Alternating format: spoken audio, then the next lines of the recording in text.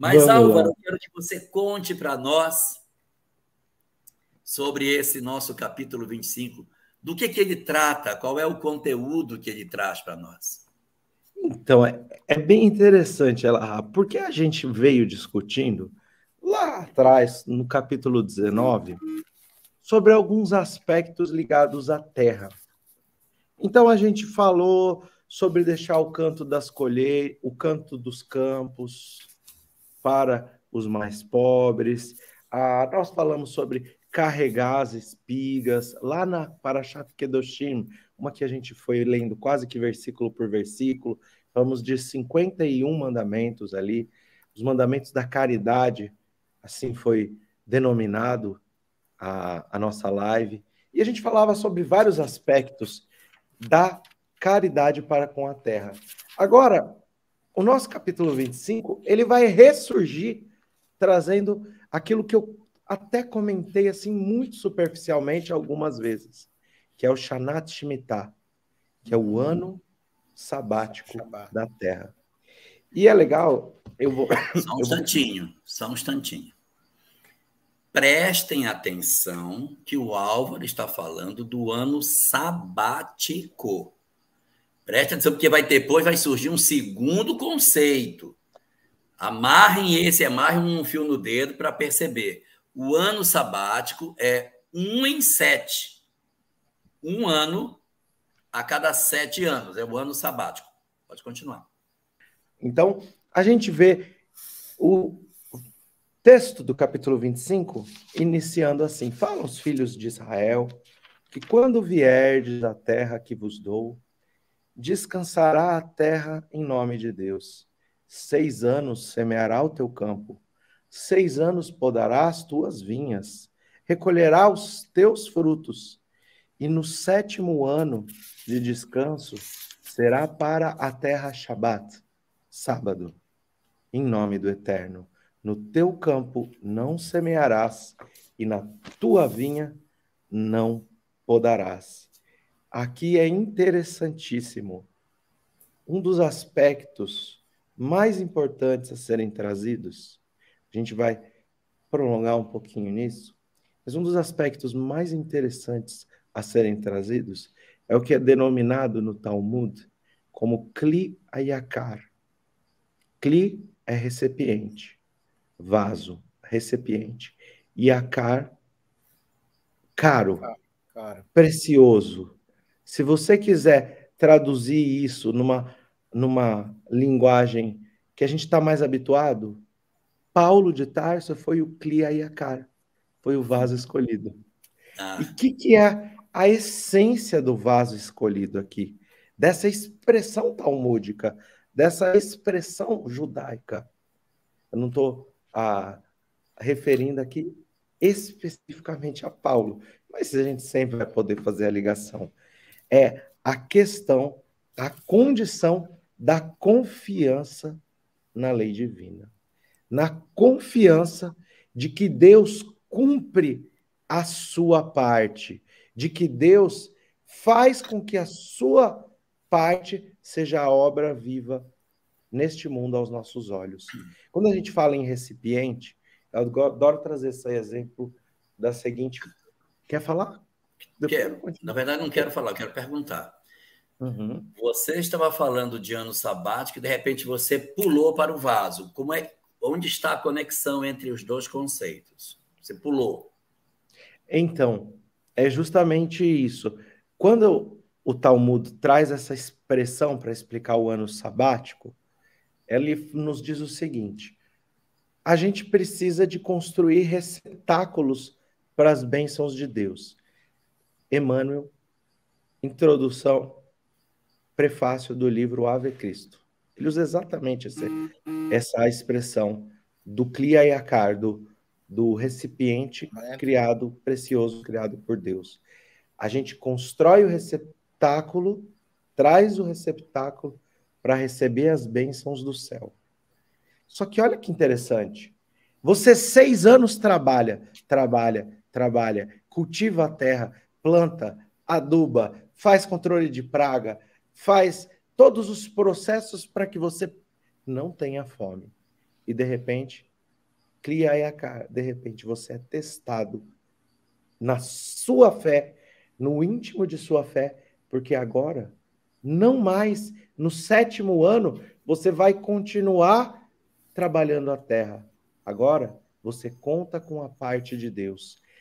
Toda bênção que se faz na terra é necessário braços humanos, bocas, olhos, é necessário o trabalho humano, mas Deus tem a sua parte fundamental e preciosa, e aqui cabe a nós entregar a Deus, ao Pai Celestial, o que nos é dado como parte da sua providência e misericórdia divina.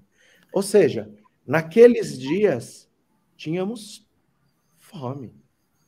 Quanto mais a humanidade cresce e se desenvolve, a tecnologia traz bênçãos que fazem com que os métodos da agricultura e de produção sejam mais numerosos e, por serem mais numerosos, atendem a mais pessoas. Nós encontramos a fome diminuindo em sentido geral do mundo. E nesse aspecto a gente entende, ok, fizemos a nossa parte, mas Deus também faz a dele. E esse é o sentido da expressão kliaiaká para essa passagem, porque tem várias condições no hebraico.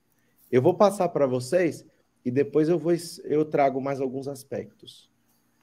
Eu queria perguntar para o professor Severino sobre essa questão do ano sabático, considerando que acontecia esse período no qual não se cultivava a terra, como que se dava a alimentação? Como é que acontecia a sobrevivência do povo nesse período em que ficava essa colheita assim prejudicada? Como é que a gente fazia para sobreviver nesse período?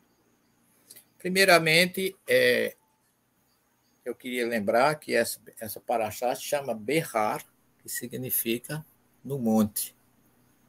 Tá certo? Porque quando o Álvaro leu aqui para a gente, ele já começou no versículo 2. Isso.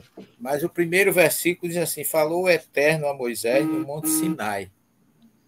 Então, essas recomendações aqui não estão fora do que foi dito no Monte Sinai.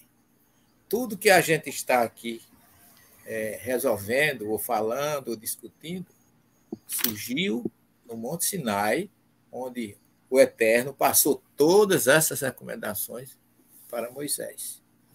E o sábado, no Shabat, é o dia que se comemora o 7º dia da criação. Não foi uma coisa criada agora. Já foi adaptado, porque no 7º dia houve o descanso. E no deserto, no 7º dia, eles não faziam nada, mas recebiam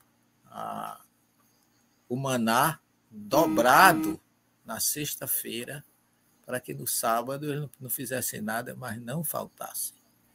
Então, a colheita era diferente. No 7º ano de descanso, será sábado de descanso para a terra, em nome do Eterno. Teu campo não semearás, tua vinha não podarás. O que nascer por si mesmo, depois da ceifa, não cegarás. E as uvas separadas para ti da tua vinha não colherás, porque é o descanso e a paz da terra. E serão os produtos do descanso da terra livres para comer para vós e para todos igualmente.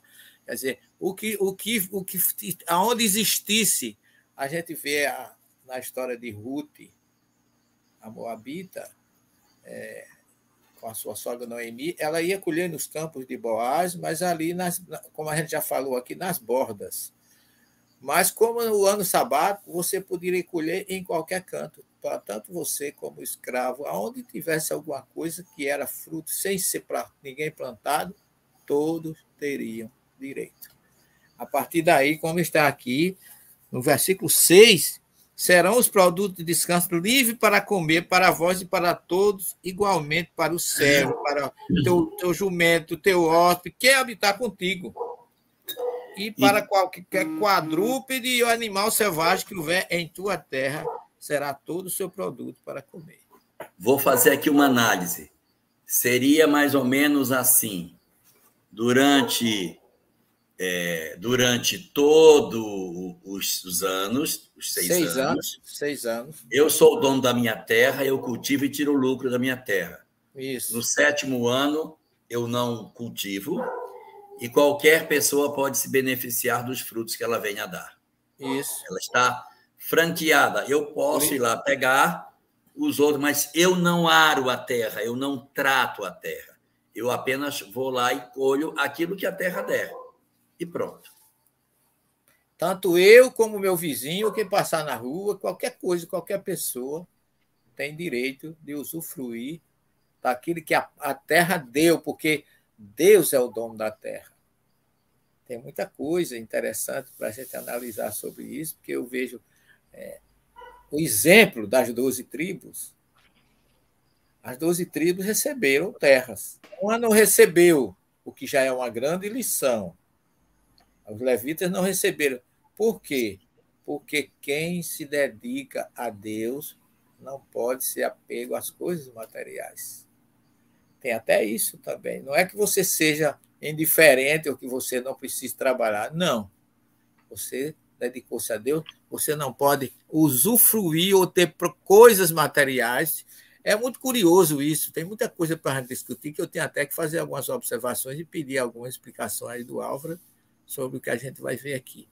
Mas uma grande lição disso tudo, a terra pertence a Deus. Tá certo? É tanto que quando Josué chega lá em Shiló, que ele vai dividir, ele divide igualmente para todos. Ninguém é dono, a terra é de todos. E não é, vamos dizer assim, um comunismo, um socialismo, não é isso. O significado espiritual é outro completamente diferente. A gente vai...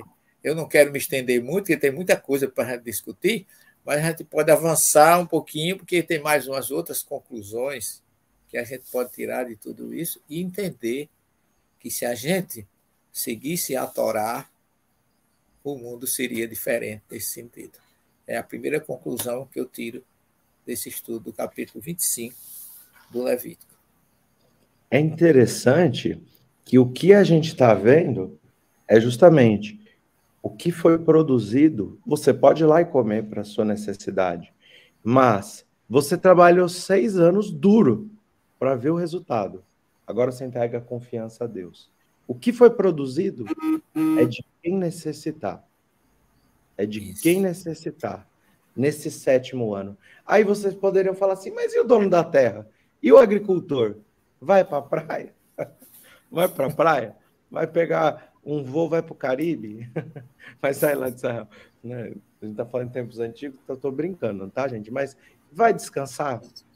O dono da terra vai se dedicar a assuntos espirituais, porque aquele que trabalha a terra, principalmente naqueles dias, sem a grande mecanização que a gente tem hoje, a gente vai perceber aqui, com cuidados especiais para escravos, com poucos trabalhadores, com uma pequena produção. Hoje você coloca um grão de milho já modificado, geneticamente modificado, ele é resistente à praga, a mau tempo, a pouca chuva, e faz com que ele produza muito. Mas naqueles dias, a gente sabe que as frutas, as cereais, eles produziam pouco. Então, o que você vai fazer? Você primeiro trabalha muito duro na sua terra. Então, você talvez fique conhecido, como diz o Evangelho, como Ama-Aretz, como povos da terra. Povo da terra. Ignorante na profundidade da lei, da dialética. Não é no cumprimento, mas é na dialética, do entendimento dos aspectos. Esses aspectos doidos que a gente explica, né? Então, você fica talvez um pouco menos dedicado. O que você faz no 7º ano? Você dedicou o material, agora você vai dedicar o espiritual. Você vai dedicar esse ano ao entendimento, ao estudo. Se você vai ficar um ano, lembra que a gente falou que divide-se as parashiot, as porções da Torá? uma por semana, você vai estudar a Torá inteira. Para ter força, para não se perder no trabalho físico que vem no próximo ano. Denise Balô. Veja quanta sabedoria, Denise Balô. A gente, às vezes, dentro do cristianismo, tem uma visão distante do judaísmo e muito reduzida em cima de uma ideia que é muito pequena em relação ao que de fato seja. Olha quanta sabedoria, quanto entendimento da vida existe no ano sabático, na confiança em Deus, na partilha dos bens da terra, na compreensão do uso do recurso natural a benefício de todos e a capacidade de nós acreditarmos no amanhã, acreditarmos num Senhor que nos governa.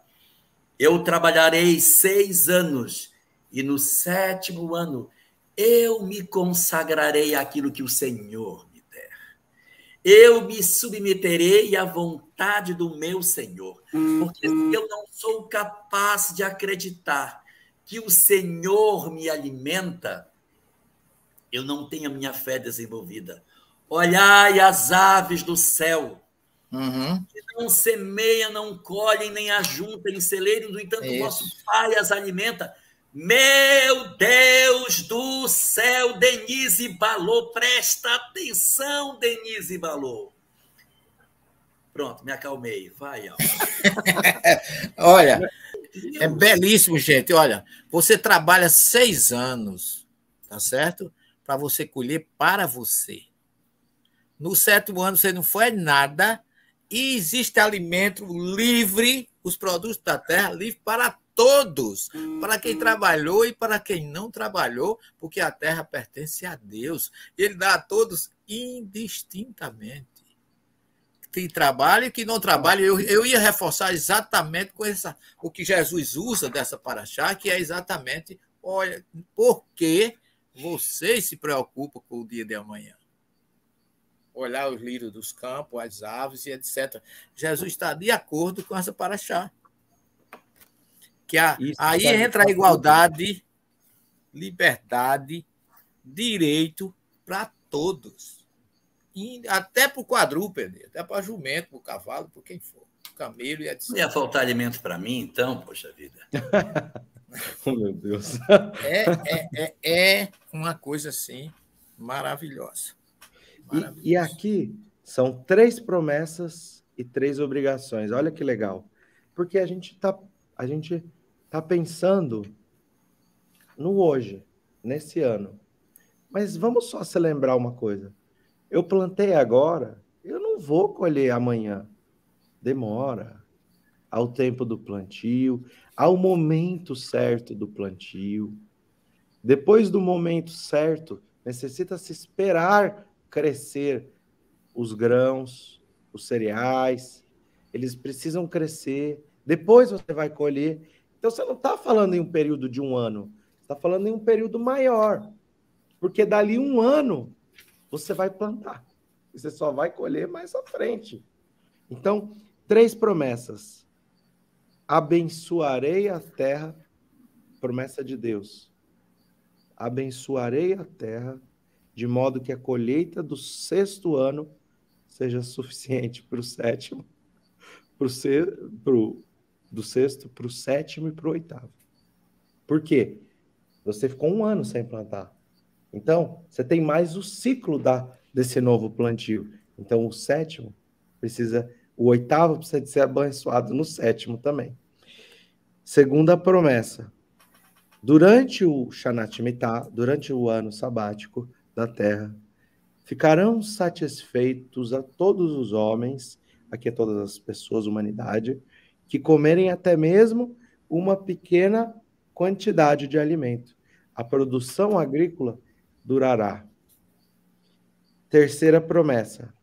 Porém, se não observarem o Shana Shemitah, o ano sabático, nem Yovel, essa palavra, a gente vai entrar nela já já, a palavra em português, ao meu entendimento, eu não estou falando como linguista, estou falando pelo entendimento que eu tenho, que é pouco mais rústico, sobre principalmente gramática, Yovel dá origem à palavra jubileu, porque né, vira ju, como e vel, b, e v em hebraico é a mesma letra, vel, jobel, jubileu, yovel. Então, a raiz é exatamente a mesma na gramática. Seus inimigos o forçarão ao exílio, ou seja, olha, você vai cumprir, eu vou te abençoar, mas se você não cumprir, você vai ter algum problema aqui. Nós estamos falando não sobre vingança divina, causa e efeito. Se você não depositar a confiança para Deus, no íntimo do seu espírito, se você colocar todos os seus depósitos em condições materiais, em questões materiais, você vai causar no seu espírito uma consequência que aqui é exílio e afastamento da terra prometida. Terra prometida no sentido espiritual. Então, olha que interessante. Só para se alguém não entendeu. Vamos, palavras concretas que explicam o espírito. Se você não depositar confiança em Deus e acreditar que tudo parte de você, então vamos dizer, a gente falou de Filipe, professor, lá um dos dias, fomos até ao local onde ele viveu por 42 anos, o apóstolo Filipe.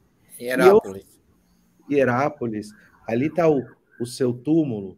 Então eu expliquei um pouquinho de como ele era cético na multiplicação dos pães. Ele tinha visto tantos, mas tantos milagres de Jesus, e quando a multidão tinha fome, ele faz as contas e fala, então, Jesus, então, mestre, tá faltando pão? Será que nem com o dinheiro de todo mundo aqui não vai dar para comprar? Como a gente faz? Ele era cético. Ele depositou, mesmo tendo ciência, tendo a convivência com Jesus, ele depositou dúvida. E depois no cenáculo, ele continua assim nesse sentido, porque ele pergunta, mas para onde é mesmo que o senhor vai? O senhor não pode mostrar? Ele conviveu com Jesus e ele não acreditava na parte espiritual. Isso causa um exílio espiritual de nós, do nosso estado de viver na terra prometida, que é o Evangelho. Então, essa é a terceira promessa. Obrigações do judeu. Maravilhoso isso daqui. 1.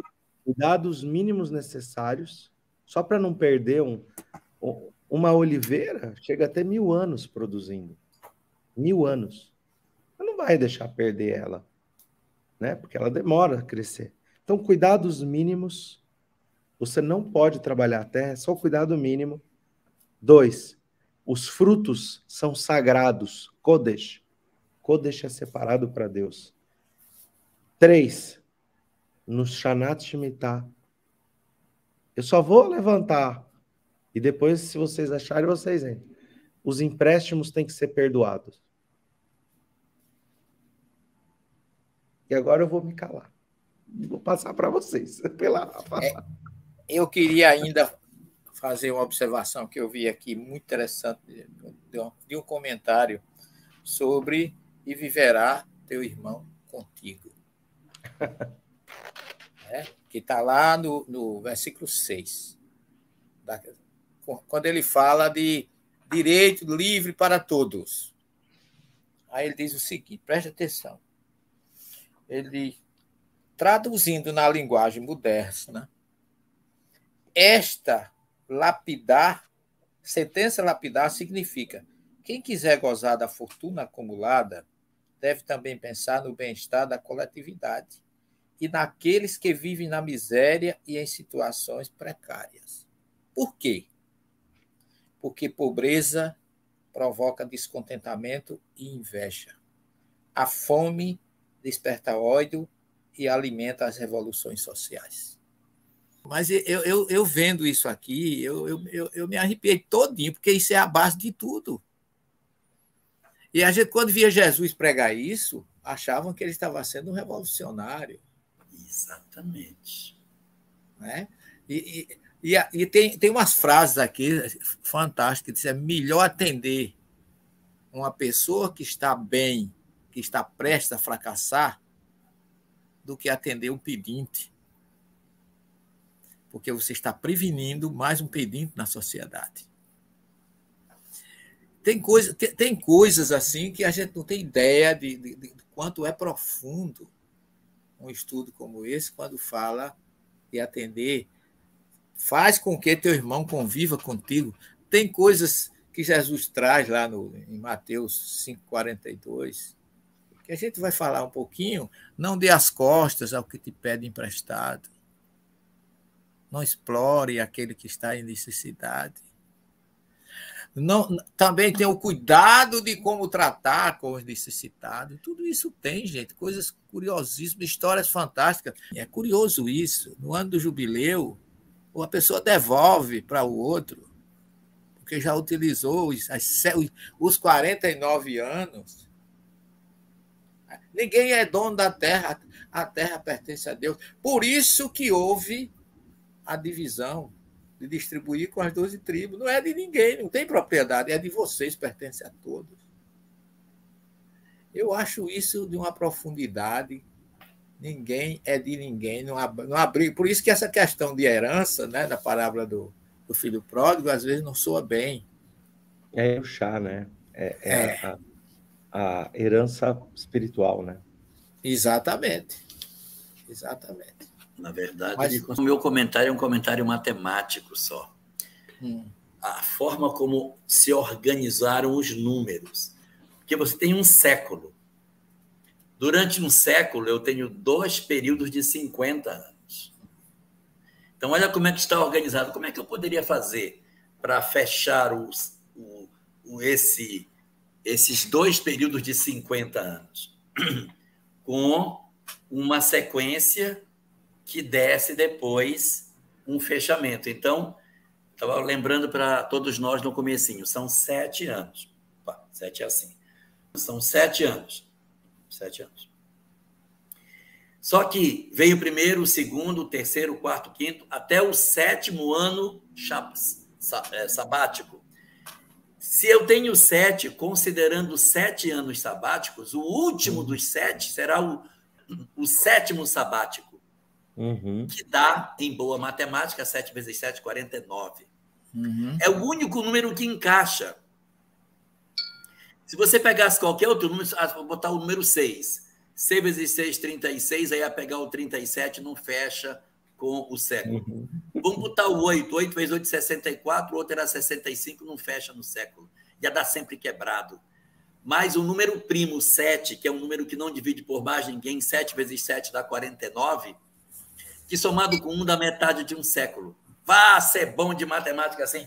Como é que pode essa organização da estruturação do pensamento para que num século existisse 2 momentos de jubileu? Eu lembro aqui do Império Azteca. O Império Azteca, que era ali naquela região do México, também tinha as suas questões religiosas. E eles tinham um período de 13 anos. 13 anos. E a cada período de 13 anos começava o ciclo de novo. E havia um ciclo maior de 4 ciclos de 13. Em boa matemática, 4 vezes 13, 52. A cada 52 anos, eles diziam que os deuses avaliariam a civilização para ver se ela deveria continuar ou não. Então, no 52º ano dessa contagem deles, havia uma grande festa para agradar aos deuses, para que os deuses permitissem que eles sobrevivessem por mais um novo ciclo de 52. Quando acontece a ocupação por Cortés, vindo da Espanha para invadir o Império Azteca, ele vem exatamente no último ano de uma janela de 52. Quando aqueles homens com aquelas roupas diferentes, montados num animal esquisito, que era o cavalo, com armas estranhas, aparecem na praia, o que é que os astecas pensam? São os nossos deuses. É o tempo da avaliação, E os espanhóis começaram a guerrear, a atacar os astecas. E eles não reagiram, porque eram os deuses que estavam agindo. Até que um deles se fere e eles veem sangue. Quando eles veem sangue, não são os deuses, são invasores no ano dos deuses. Aí inicia uma reação contrária, mas aí já era tarde demais. Os espanhóis já haviam feito muito estrago. E aí acaba acontecendo que Cortés destrói o Império Azteca. Diz a história que o rei Montezuma, que era o rei azteca, ele usava um espelho para se enfeitar. E ele estava olhando no espelho quando ele viu os astecas, numa visão espiritual, ele vê os astecas no espelho. E ele diz para os sacerdotes dele: os deuses virão nos visitar. Eu os vi no espelho. Por isso, tudo isso que aconteceu. E trazendo esse 52 para esse formato, é muito parecido com o ano do jubileu. Uma coisa semelhante existia dentro do povo maia. O povo maia, que tinha o tal do calendário maia, eles tinham um tempo que era um ticum, que valia 20 anos. Então, cada ciclo de 20 anos valia um ticum. E depois tinha um baticum, que era um negócio maior do que 20, que era 21 ciclos de 20, que dava 420 anos. Eles diziam que tudo se repetia, que as estações repetiam, que os climas se repetiam. Não sei quem foi que contou para eles que a cada 420 anos o tempo voltava, se não teve tempo para observar tantos 420 para chegar a essa conclusão que era esse o ciclo, né? Mas eles tinham no calendário maia essa percepção. Então, já os judeus fecharam no século certinho. 7 vezes 7, 49, mais um para o ano do jubileu, que era o ano do jubileu do 7 vezes 7, 2 num século, fechando exatamente a conta redonda a cada 100 anos. Achei maravilhoso, Elahá. Eu nunca tinha pensado que era o 7 vezes 7 mais 1 e o jubileu fechava. Eu nunca tinha pensado. Matematicamente é perfeito, né? Sim. Que fantástico. O que eu acho fantástico aqui, antes de explica melhor o jubileu. Reconceitua o jubileu, que eu acho que a gente passou muito rápido aí. Eu vou colocar o ano jubileu e eu quero falar da questão do empréstimo, porque é um ponto muito interessante. Existe algo dentro da comunidade judaica que chama-se Gemar. Gemar é um fundo comunitário para emprestar dinheiro sem juros, porque está proibido a cobrança dos juros. Então, quando a gente falou aqui que nesse ano sabático fica proibido cobrar juros, significa que o judaísmo vai condenar, na essência da Torá, essa prática. E isso é tão interessante, Elahá, professor Severino Celestino e todos os amigos. Eu tinha, acho que 14 ou 15 anos. Eu estava estudando o Talmud Maseret Brahot. E eu nunca me esqueci disso. O exato e mesmo exemplo Allan Kardec traz no livro Céu e Inferno. É fantástico. Porque lá no Talmud Maseret Brahot, conta de uma pessoa que fazia empréstimo a juros, que ganhava em cima da usura, em cima de um esforço fácil, vamos assim colocar. Quer dizer, falta de esforço ganhar. E essa pessoa, eu não quero, né? Não estou condenando ninguém. Estou estudando aqui a passagem do Talmud e a gente vai tirar o que o banco faz, Álvaro. Isso é o que o banco faz. É o que o banco faz. Eu não estou condenando nenhum banqueiro, um bancário, não estou condenando ninguém, não estou condenando ninguém. Estou só explicando a passagem, né? Só para não parecer que eu estou criticando diretamente alguém. Não é esse o propósito. Mas conta lá no Talmud que tinha uma pessoa que emprestava muito dinheiro. E ela desencarna.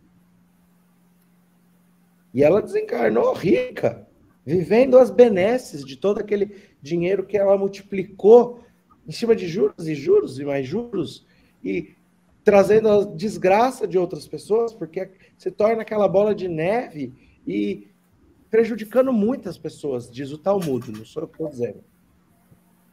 Quando acontece isso, qual é o castigo da pessoa? Talmud vai dizer: ver o corpo dela ser comido pelos vermes, roído pelos ratos e pelos insetos. E a gente enxerga isso no céu e no inferno, o apego à matéria. Como pode fazer com que o espírito permaneça ligado e assista todo o processo de desencarne? E eu quero fazer um comentário que é exatamente em cima disso. Não é uma maldição divina do tipo, você emprestou a juros, pois então o verme vai roer você. Não, é porque se eu empresto a juros, é porque eu tenho apego. E a consequência do apego à materialidade da vida é o não afastamento do corpo e a consequente percepção como se nós estivéssemos condenados externamente a essa pena que, no fundo, é imposta pela nossa própria condição mental. Vou pegar água e já volto. Estou ouvindo. Tá bom. O que eu achei legal, professor Rai, todos, é que eu tinha acho que 15 ou 14 anos quando eu estudei essa passagem. Viu isso? No Talmud. E eu lembro que eu falei, nossa, ficar vendo você vê o seu corpo ser ruído. Eu lembro que isso me chamou a atenção. E quando eu li isso no Céu e Inferno, e a gente vê também na obra de André Luiz, na hora me veio aquela imagem e falou, nossa, é exatamente a mesma questão, porque é o que ela falou, é o apego à matéria, é o apego material. Como isso é importante. E aqui no Jubileu existe uma coisa, você tem a libertação dos escravos. Eu já comentei isso, no judaísmo, a escravidão terminou no século V a.C., porque as leis são garantem tantos, mas tantos direitos aos escravos, que é dito no Talmud, todo aquele que adquire um escravo, adquire um senhor para si mesmo. Mas, se alguém não conseguisse pagar uma dívida e precisasse trabalhar em troca do pagamento daquela dívida, dali alguns anos encontraria, porque não é 50 anos depois que começou a dívida, é um ciclo constante, tem um marco, a pessoa seria libertada. E a cada 50 anos, todas as dívidas são perdoadas. E aqui é interessante que quando fala sobre esses aspectos todos, ele vai dizer assim, olha, no jubileu, no ano 50 seguinte daquela era, vai ser tocado o chofar sobre a terra. E tem vários toques de chofar. Você tem tequia, terua, você tem vários toques. Então, seria o chofar é o chifre de carneiro. Uhum. Ele toca. Esse é tequia. Terua. Como caiu as muralhas de Jericó? Com terua. E as muralhas caíam. Então, aqui, sob a terra, esse toque representa a libertação do espírito, a liberdade de todas as dívidas, a liberdade de todos os contextos que poderia existir, escravidão, a liberdade de todos os aspectos. E o texto fala assim em hebraico. E você, lá no final a gente vê isso, último versículo, e você vai ter temor ao tabernáculo de Deus e temor a Deus. Sabe por quê? Porque nos aspectos materiais, imagina você ter que contar com o 7º ano, com um resultado, com a terra que você não plantou, mas vai colher. Imagina você fala, mas eu ganhei o meu dinheirinho aqui, eu vou emprestar para o Elahá sem juros, mas podia estar na poupança lá, na aplicação, no LCA, na Tesouro Direto, podia estar lá recebendo dividendo, mas eu vou emprestar sem juros para o meu amigo? Aí fala assim, olha, lembre-se do temor de Deus. Sabe por quê? Porque é da natureza humana nós estarmos apegados aos aspectos naturais e se torna divino você vencer a si mesmo para dar não apenas o 7º ano, mas para você dar o jubileu no 50º ano. Álvaro, professor Severino, conceitue para nós o jubileu, porque a gente acha que passou muito ligeiro e não ficou muito claro. A gente precisa mostrar direitinho como é que ele se compõe nessa sequência dos anos sabáticos, por favor. O capítulo 25, depois que ele conceitua, ele é jubileu. Somente o ano 50º será jubileu para vós. O jubileu é aquele ano, depois dos 7 Shabat, ou 7 vezes 7, 49, é a metade, vamos dizer assim, fecha o meio século. Isso é jubileu, é considerado jubileu. Muito bem. Mas o que é que isso representa para as pessoas? No jubileu, cada um volta à sua possessão. Cada um passa a ser dono daquilo que não lhe pertencia, ou que estava vendido, ou que estava alugado, ou que estava emprestado, ou que estava arrendado. Depois que você recebe de volta, diz aqui o versículo 13, que naquele ano você volta à sua possessão. Se o seu terreno estava doado, ou vendido, ou sob uso capião, vamos usar um termo agora, ele volta para você. No ano do jubileu. E quando você tiver de posse do seu terreno, aí agora que vem, você reassume o terreno de volta. Aquilo que não era seu, estava emprestado ou alugado, não importa. E você for vender ao vosso companheiro, ou você for comprar da mão do vosso companheiro, não engane o seu irmão. Olha que coisa. Conforme o número de anos até o próximo jubileu, você vai ter que comprar do seu companheiro, aquele que você devolveu o terreno para ele, a propriedade, tá certo? Você vai comprar e, segundo o número dos anos dos produtos, ele te venderá. É uma coisa... Aí ele diz assim, sendo muitos anos, aumentarás o preço da sua compra, e sendo pouco, diminuirás o preço. Pois, dependendo do que falta para completar o jubileu de Deus, são muitos anos, são poucos anos, você vai negociando a sua posse, até chegar o momento de receber de volta. Então, você não pode, aqui, na verdade, você tem que ser, em outras palavras, honesto com seu irmão. Não cobrar absolutamente, não exorbitar, não se aproveitar do momento para você se sentir superior ao outro, porque você não é o dono da terra, porque daqui a 50 anos você vai perder de novo. Você não tem nada. Você está administrando alguma coisa, porque a terra pertence a Deus. Usufrutuário. Por isso que, quando Judas diz lá na casa da mulher que jogou o vidro de alabastro em Jesus, disse assim, que desperdício. Podia vender isso e dar aos pobres. Jesus diz, os pobres sempre existirão. Olha aí, 2 mil anos depois. Então, por que vão sempre existir? Porque vão ter os mais sabidos, os mais oportunistas. Ninguém se incomoda com o outro. Cada um quer usufruir, possuir mais e tirar proveito daquilo que ele considera que ele tem um direito que o outro não tem, mas o outro também tem. Daqui a 50 anos o outro também vai ter. No próximo jubileu eu não sou mais o dono.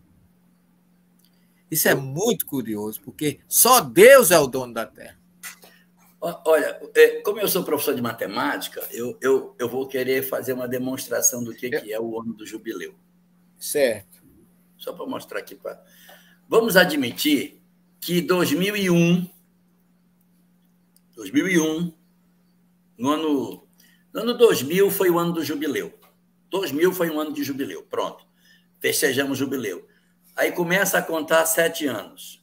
2001, 2002, 2003, 2004, 2005, 2007. Em 2007 é o primeiro ano sabático. Então, em 2007, a gente não vai produzir na terra, não vai fazer nenhum cultivo, mas vai usufruir o que ela tem. Começa a contar outro pacote de 7. 2008, 2009, 2010, 11, 12, 13. 2014, outro ano sabático. Novamente, nós não cultivamos a terra. Estamos no segundo ano sabático. Aí vai 2015, 16, 17, 18, 19, 20. Em 21, outro ano sabático. É o terceiro ano sabático. Aí vem de novo. 22, 23, 24, 25, 26, 27, 28. Quarto ano sabático. Aí 29, 30, 35. Quinto ano sabático. Vira de novo. Em 42, o sexto ano sabático. Em 49, acontece o sétimo ano sabático. Pausa! 7 anos sabáticos? Então, se passaram 7 de 7, em outras palavras, passaram 49 anos, estamos na chavua da chavua, ou seja, estamos em 7 de 7. Shavuot, Então, completamos 49 anos. Viva! O próximo ano será o ano de jubileu. Então, no próximo ano é o ano do júbilo. E jubilam-se todos os contratos. Está tudo jubilado. Por que ele jubilou? Porque no ano da consagração, todos os contratos se anulam. Está tudo jubilado, as terras são devolvidas, as dívidas são anistiadas. Ô Elahá, eu queria fazer mais uma colocação aí. O 7 também, segundo a Kabbalah, é perfeição, né? E cada ano sabático, você não é dono da terra, porque você não cultiva. Então começa o ensaio da sua devolução para o jubileu que vai chegar. A cada 7 anos você experimenta aquilo que é realmente uma realidade que vai acontecer no jubileu. Você não é o dono da terra é Deus. Também é curioso isso. A cada descanso da terra, ela está descansando porque ela não é sua. Por isso que mesmo você sendo o proprietário, você não planta nela. Ela é de Deus. E é a época de dividir para todos, ser, vamos dizer assim, universal. Todos têm direito. No 7. Você não é dono de nada, como não é no 14, como não é no 21, no 28, no 35, no 42, no 49. Você passa 7 vezes aprendendo que você não é o dono. Quando você está convencido que não é, depois de 7 vezes, aí você entrega. É no jubileu. E é interessante que isso que o professor colocou, que não é o que coloca o socialismo, isso é bem claro. Ele comentou isso lá no começo. Exatamente. Porque a terra foi dividida para as tribos. Então, eu sou descendente da tribo tal. Depois de dado momento, a terra não é do Estado.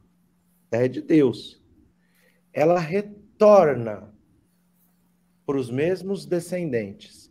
Eu posso vender? Então, por exemplo, eu não sei produzir. Eu sou escriba, eu virei escriba. Eu posso vender a minha terra? Posso. Então, Elahá chega lá e fala, eu quero comprar sua terra. Eu sei cultivar, Álvaro. Você só sabe escrever, eu sei cultivar. Então, eu vou falar assim, tá bom. Por que você tem que ser honesto? Aqui, vamos supor, passou 25 anos. O Elahá vai comprar a terra por 25 anos. Então, o preço que eu vendo a ele é um preço correlacionado ao período que ele vai explorar. Se ele comprar lá no ano 48, ele está comprando a terra por 1 ano, porque depois ela vai voltar a ser minha. Vai caducar. Vai caducar. Vai voltar a ser da minha tribo, da minha descendência. Então, essa terra retorna. Aqui que o professor colocou, olha, você tem que ser honesto na venda. Por quê? Para que você não engane a pessoa. Porque às vezes a pessoa chegou e ela é um estrangeiro. E essas leis são para os estrangeiros também. Porque você também, se tiver uma dívida com o estrangeiro, tem que perdoar. Se tiver escravidão, tem que perdoar. Se tiver propriedade da terra, retorna. É muito, muito enfatizado dentro dessa passagem como se conduz ao pobre. Primeiro, para que ele não seja pobre, para que ele não fique pobre, para que ele tenha condições de trabalhar e de se sustentar. Mas se mesmo assim não deu certo, falhou, não teve capacidade, condição, teve o azar da vida, o que quer que seja, e ela perdeu os seus bens, então a pessoa precisa de ganhar dignamente.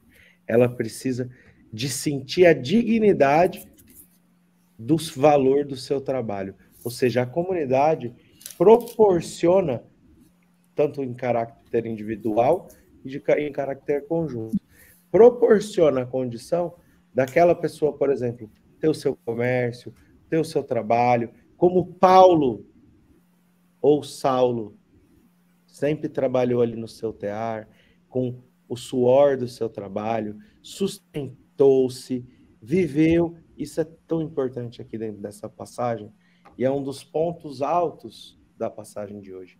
Mas eu vou encurtar. Paulo ainda fez questão de enfatizar: nunca dependi de comunidade nenhuma para sobreviver. Tá certo?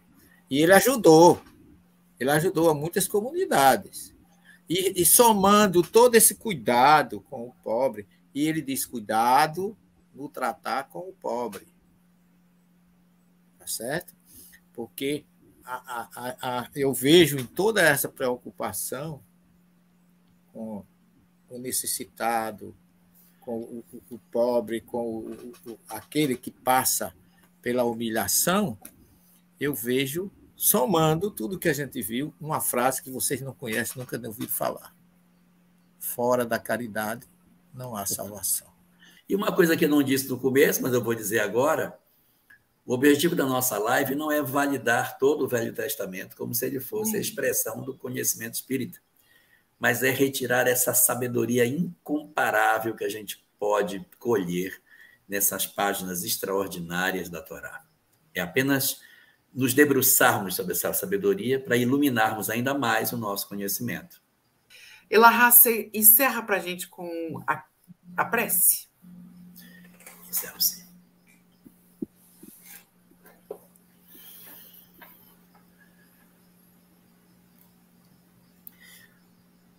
Ó querido Senhor, que vens insistindo com as nossas almas há tantos milênios, que vens depositando em redor dos nossos caminhos luzes das mais variadas cores, para conseguir através delas sensibilizar os nossos olhos baços, os nossos corações mortos, as nossas almas frias, os nossos cérebros cansados. Tu que, através de tantos instrumentos distintos, vem buscando despertar as nossas almas do sono profundo que vivemos, porque não conseguimos entender a profundidade de tuas palavras e nos cobrimos assim com a literalidade dos textos sagrados que tu nos concedeste. Nos vestimos com os paramentos externos das religiões e nos incensamos com os saberes que acreditamos serem eles a porção melhor daquilo que temos para nos aproximar. É por isso, Senhor, pela nossa dificuldade de entender a lição profunda, que nós mesmos nos condenamos ao fosso profundo das experiências dolorosas que experimentamos ao longo das múltiplas encarnações, migrando por diversas culturas, experimentando diversos idiomas, debruçados sobre livros santos distintos, sem conseguirmos, enfim, perceber a excelsitude da tua palavra, oculta nos textos mais simples, nas passagens mais singelas, aonde a tua sabedoria esplendorosa se ocultaria aos nossos olhos, que têm tanta dificuldade de ver.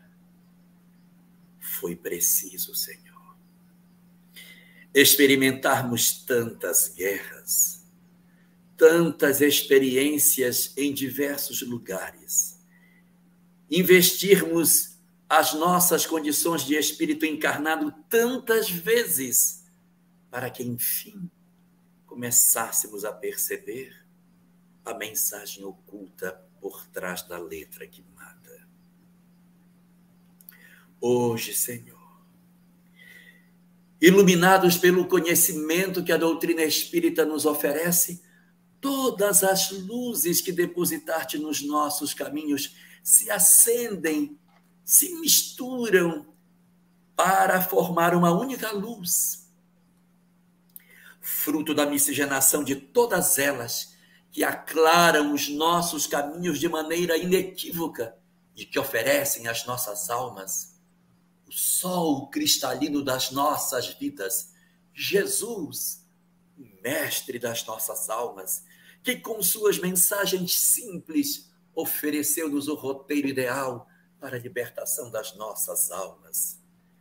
Foi necessário que a doutrina espírita nos revelasse, então, todas essas verdades, e os nossos corações, tocados por esses conhecimentos aparentemente novos, nos devolvem ao passado, para que nós possamos reler os mesmos textos de tantas e tantas encarnações, para descobrirmos as lições extraordinárias do perdão, do amor, do desapego, da renúncia, da compreensão que somos apenas simples usuários de todos os bens da terra.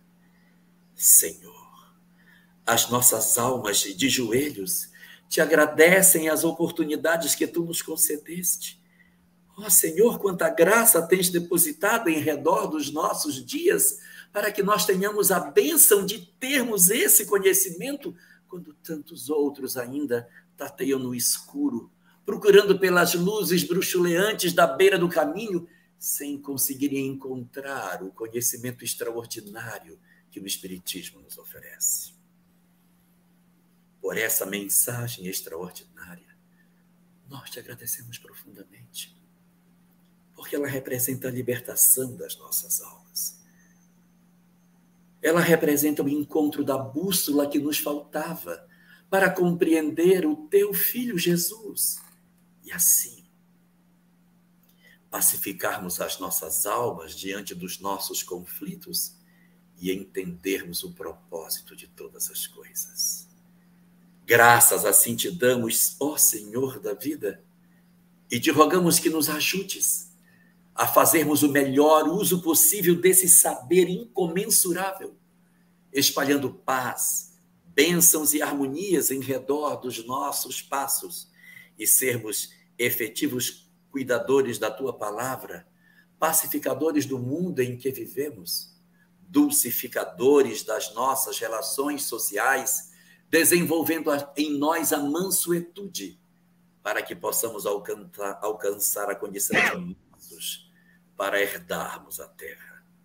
Nossas almas, postas aos teus pés, te agradecem penhoradamente e te rogam que tu nos abençoes, que protejas o nosso Brasil, que dentes bênçãos e mais bênçãos sobre essa nação que o teu Filho apontou para ser aqui o celeiro formador das almas que se espalharão pelo planeta, levando a mensagem do amor a todos os lugares. Protege este recanto, cuida deste lugar, Senhor. Deita as tuas bênçãos sobre este ambiente e oferece-nos a certeza de que o teu amor preside todas as coisas, fortalecendo as nossas almas para todos os embates que a vida nos apresente, sem temor e na certeza de que tu governas a vida, que tu governas a tudo e que as nossas almas repousam nas tuas mãos. Obrigado por tudo, abençoa-nos, fortalece-nos a fé e nos guarda na tua paz, hoje e sempre.